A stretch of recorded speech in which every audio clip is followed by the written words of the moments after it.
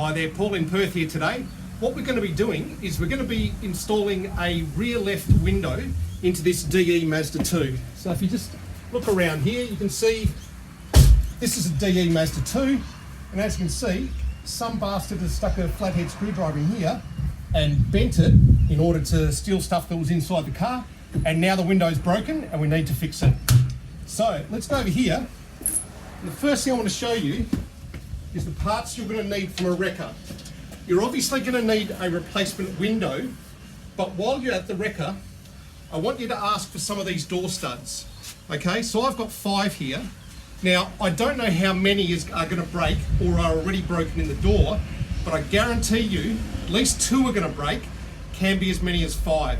So don't be afraid to ask the wrecker for a few of those while you're getting the window. Now, in terms of tools, what you're going to need is a pair of gloves, because you're going to be dealing with broken glass. You need at least 2 band-aids, because you're going to get frustrated with these. You're going to take them off, and then you're going to cut your hands. Then you need a medium Phillips and flathead screwdriver, a trim tool, some picks. I've got another trim tool here. Might need some pliers, maybe or maybe not. And then you're going to need some 10mm tools. So I'm not sure whether I'm going to use a deep 10 or a standard 10 on a extender, but I'm prepared for both, and I've got something to drive it. Okay. Now that's fine for getting them off. When you put them back on, you don't want to put them on with as much torque as this machine has, because it will tear the studs apart. It's far too strong. So when we put them back on, we're going to finish them off by hand. And lastly, a couple of rags, rags and alcohol, so that at the end we can clean the window and make it look as nice as possible. All right, so let's get started. So the first thing we need to do is remove the trims. So let's go and start that. I have to tell you up front, I haven't rehearsed this, so I'm going to work it out as I go. So I'm confident I can do it, but if it turns out I go down a rabbit hole to start with, it's just because I haven't done it before. But by the end of it, we'll both know how to do it. The other thing I want to point out is I've done a sweep of the floor around me, and the reason is I'm likely to drop things, and it's a lot easier to find something on a clean floor than a floor that's covered with leaves and sand. So I have cleaned this area as well. Okay, I can see the first thing that I need to do is take out this little trim here. So come right in. I need to take out this little trim here because there's going to be a mounting screw behind it. So putting my flathead in there and just gently flicking back, I should be able to get that trim to pop. Okay, so that trim's popped, and as you can see, there's a Phillips head screw there. Now, there's also normally a Phillips head screw there. On this particular car, it's missing, but there is meant to be a screw there. All right, so I'll put this down here where we can find it again. I'm pretty sure I'm going to need to take out this side channel to get the new window in. So let's take out that. I should be able to just peel that backwards. There we go. Okay, so that has 2 of those little pop studs that go into those holes. So I've now popped that out. I'm going to remove this Phillips head screw here.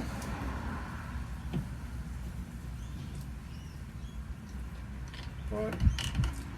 And I've got my magnetised screwdriver, because you know we all have magnetised screwdrivers. And I'll put that down. Now, I think at this point, the door might come off. I might just see if I can lift this trim first. The thing about working with plastic is it's really easy to scratch plastic with a flathead screwdriver. Okay, I might just pull the door off and see whether that helps.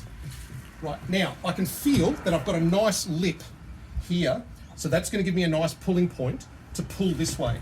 So yanking it straight back towards me, just give it a yank and you'll find that it comes off and then lift up.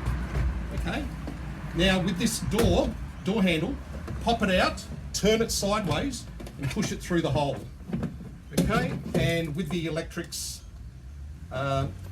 you need to, I'll show you once I've got it off. It's on the other side, it's hard for me to get to. There we go. So I've just removed that electrical connector. Okay, so that came off. Just by pushing that tab there, pushes it down. So I've now got the door skin off. Right, now immediately I can tell that someone's been in here before. The reason I know that is there's meant to be two covers here covering those holes and they're missing. So that tells me I'm not the first person to go into this door. If you are the first person and you have covers here, just peel them off, okay? You can stick a little screwdriver in behind them and peel them off. Now, there's going to be a bunch of broken glass in the bottom of the door. Oh, sorry, I should have mentioned at the start. One other thing you need, a vacuum cleaner, okay?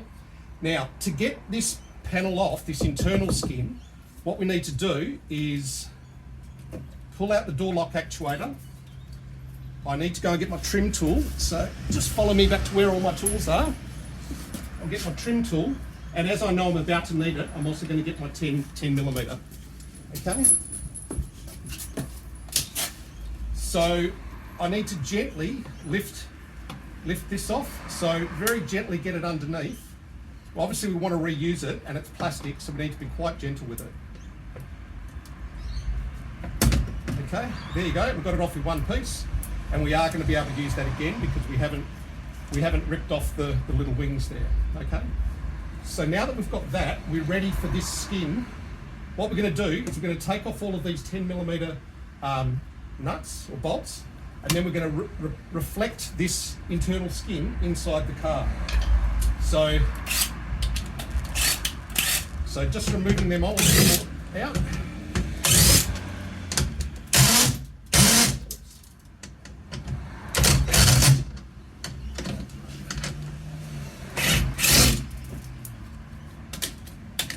Oh, now I should mention there's two that you don't want to pull out, which is, whereas you can see that's a bolt head, there are two that are nut heads, and they're holding in the window regulator. So you want to leave both of those in. So only remove the bolts, don't remove the nuts.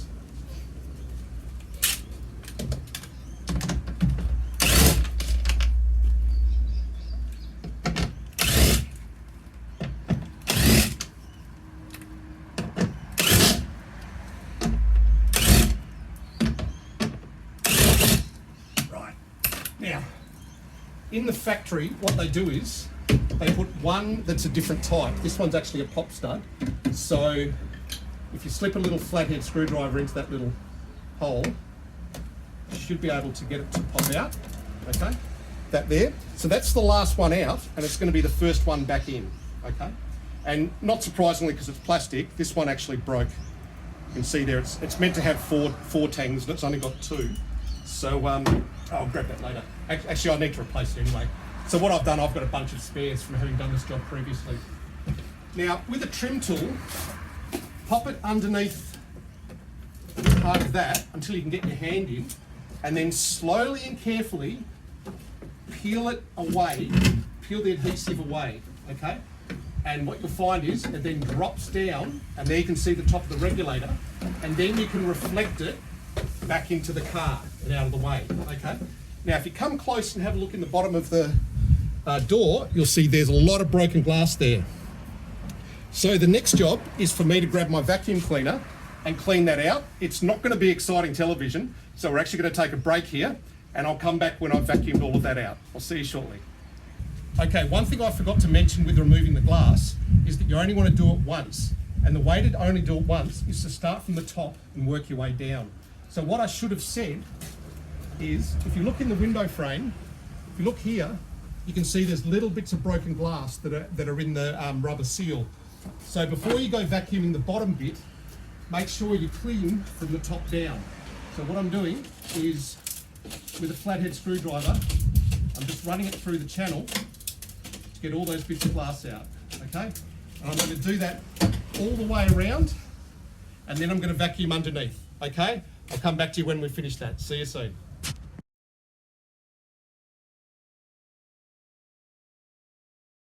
Okay, I've now finished vacuuming the door, and I know I'm finished because when I bang it, I don't hear any rattling.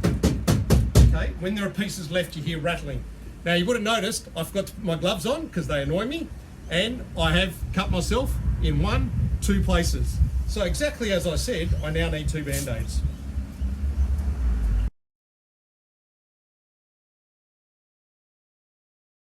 I was able to get the new glass in without having to actually remove this channel. I did need to remove the bottom bolt to give it some free play, but just by removing that bolt, I got enough free play to get this side into the channel at the back and get that side into the channel at the front, so that now I have my window functioning. What I might do, I might just give it a bit more tape just to make sure that it really holds, and then we'll go to the next step.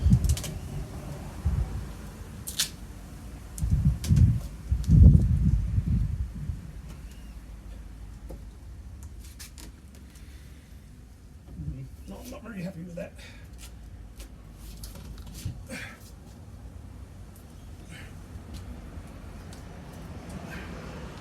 I'm much more happy with that. All right, so the next step is we need to put this skin back in place. We're not going to finally put it in place, we just need to have it positionally in place, because we're going to bolt the window to the window regulator. So I'll actually need to take off these two old, the bottom of the old window, which I should have done before to avoid the glass.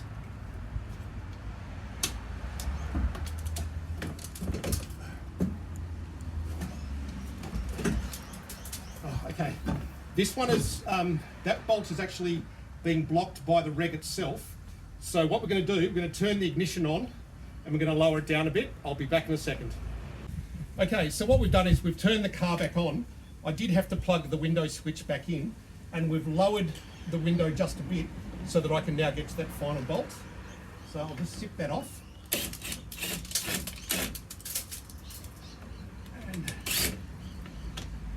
Yep. And clearly I should have done that before I did my vacuuming, because I've now popped a little bit of glass back into the door frame. So we'll do some more cleaning up of glass and I'll be right back. All right, so what we did is we've removed those two bottoms of the windows off the regulator and we've re-cleaned the glass. So now we can put this internal skin back in. So if you remember how we took it out, we had to start from a low position because we needed to get the top of the regulator under the metal. We then lift that up and then we positioned it, and if we just get in at least one bolt, so we'll go for that one there. Now remember, I don't want you to do these nuts all the way up with a power tool or you'll strip it, because this is easily strong enough to tear the plastic. So I'm just going to put in a little bit just so that I'm holding it in place. Okay? And if you recall, the positioning pin that I had here on this one was broken, so I'm now going to go to my box of tricks and get a new one. I'll be right back. Okay, so I've gone to my box of bits and I grabbed the replacement stud or fastener. You can see this is the one that came off the vehicle, and it's only got 2 tangs out of 4 left, whereas this one has 4 tangs out of 4 left. So this is the positioning lug. So it goes there, you put it in, and to lock it, you just push it, okay? So I now know that that is going to stay in position. What I'll do, because I'm going to be just making sure I've got everything nicely aligned. So I've already got that one in loosely. I'll put this one in loosely, and then I'll explain to you what these holes are for. What they're for is that when the regulator is in a certain position, the end of the window becomes visible there, and you can then do it up by going through the hole. So what we're going to do, and I'll have to do this off camera because I need the cameraman, is I'm going to get him to turn on the ignition and press window down until I can see it, okay? We'll be right back when we've done that. Okay, so come and have a look what we've done. As you can see through the hole there, that's the carrier of the regulator, and all we did was, it was up there, we've just gone window down to line it up with those inspection holes. Now what you're going to find is when you lower the window down, the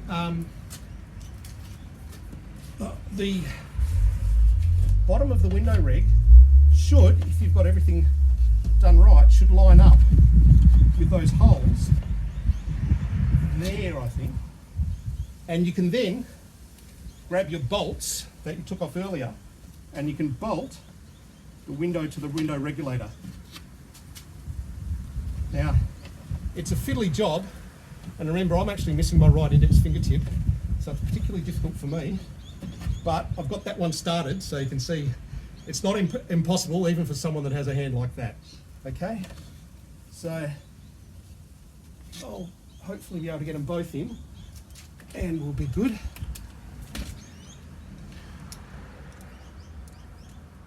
In these situations, what you can do is you can grab a piece of blue tack. You can blue tack the top of the bolt onto the thing and hold it in place. I'm going to not do that, and we'll see whether the risk was worth it or not. There you go, not worth it. So,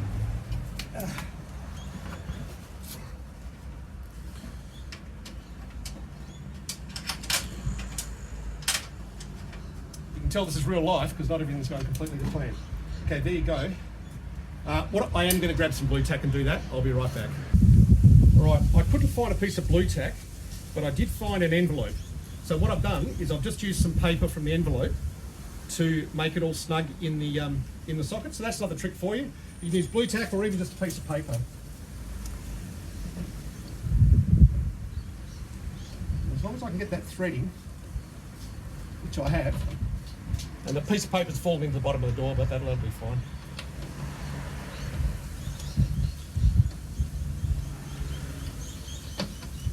All right, so they're both finger tight. Now, I don't want to over tighten them or I'm going to strip them, but I do want them to stay on. So I'll just do them up by hand. Just snugly. You don't want them too loose or the window will rock. You don't want them too tight or you'll strip the plastic. Okay, so I'm happy with that, that's fine. All right, so next, we need to put in all of these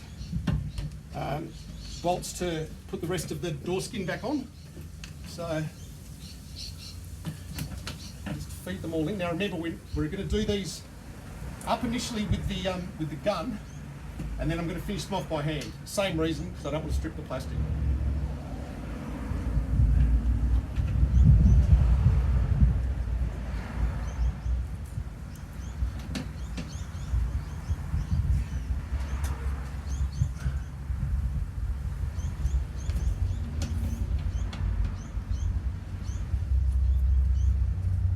One left over, so I've missed one somewhere.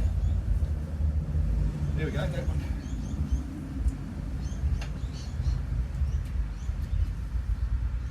Okay, so remember we're going to do them up a little bit with the gun and then we're going to finish them off by hand.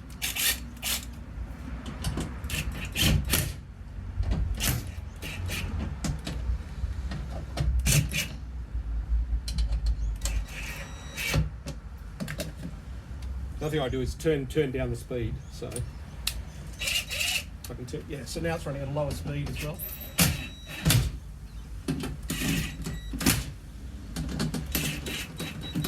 All right, and now I'm going to finish them off by hand.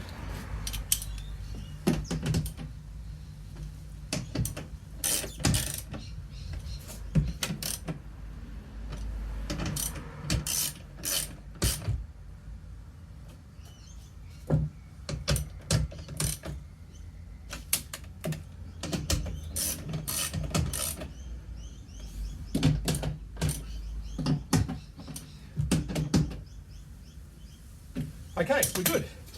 All right, so now we're ready to put the door skin, the inner door skin on. And if you remember, I wanted to you to make sure that you got those on. I've just realised I've got one other thing. I've got to bolt the channel back in. So I need to put in this bolt here, which I need to move over.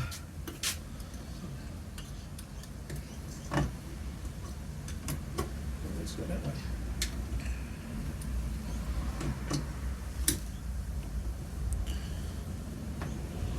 There. That's the bolt hole there.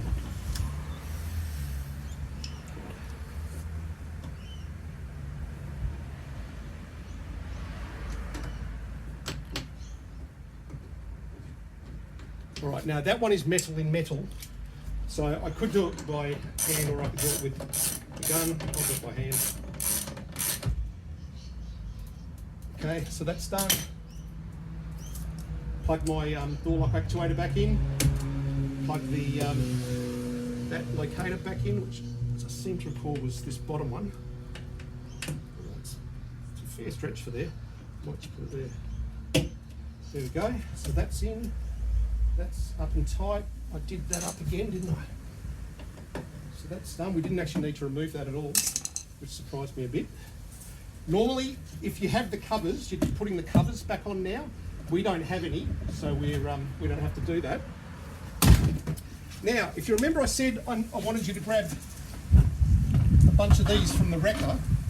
You'll see that I've got 1, 2, 3, 1 missing, 4, 5. So as it turns out, I'm only missing or broken of 1, but sometimes you need 5, so you might as well grab a handful. And if you own a Mazda, just keep them in your kit bag. Okay, so that needs to go there. And the matching hole, which is that one, doesn't have a broken one left in it.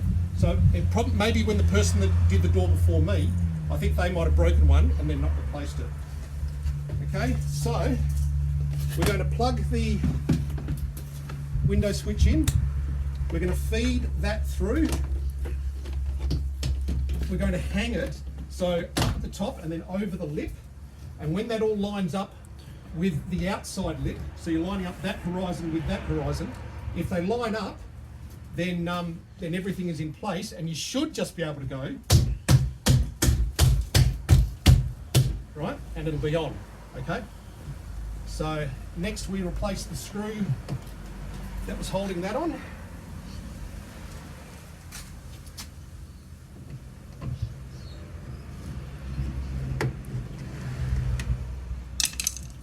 Then replace the cover. So with the cover, just pop it in and give it a press, okay? Now, if I had have had a screw for there, I'd be putting it on now, but I don't have one. So what we'll do is I'll take the camera and the camera person can go to the ignition, turn the ignition on, and then roll their window up and down. There it's going down and now up. And there it is going up. Go all the way up. Now, just as a tip, listen for a crunching noise. If you hear a crunching noise, there's still glass left in the runner. So just put it down and up again. Right, so I'm not hearing any glass crunching, and then go up. Okay, I'm not hearing any crunching, so I'm confident that I've got all of the glass out of that door. And like I say, if you hear a crunching noise when you do that, then you've left a couple of bits of glass in here.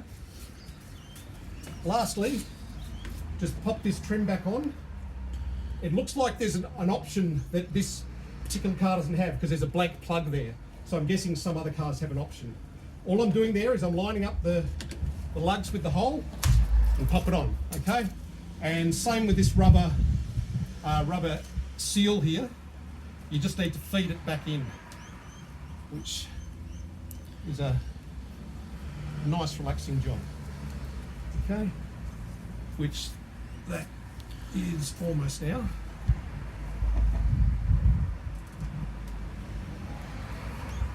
Okay, that's it. So hopefully the door will shut properly, which it does. Yeah, I just heard a couple of bits of glass fall down. So there are a couple of bits still in there. Okay, so that's the whole job. I hope you've enjoyed it. As it turned out, these were the only tools I needed. So 10mm, a trim tool, a Phillips head, another trim tool, a pick, and something to drive your 10mm. And actually I ended up needing a hammer because I needed, when I was experimenting, I took this channel out, I played that, so you probably won't need the hammer actually. So there you go, it's definitely a job you can do yourself, and I think you should. You should be confident enough to do it. If this has helped you, please leave a comment below. Tell me what country you're from and tell me a bit about how you went with the job. I'd love to hear from you. Thanks from Paul in Perth. See you later.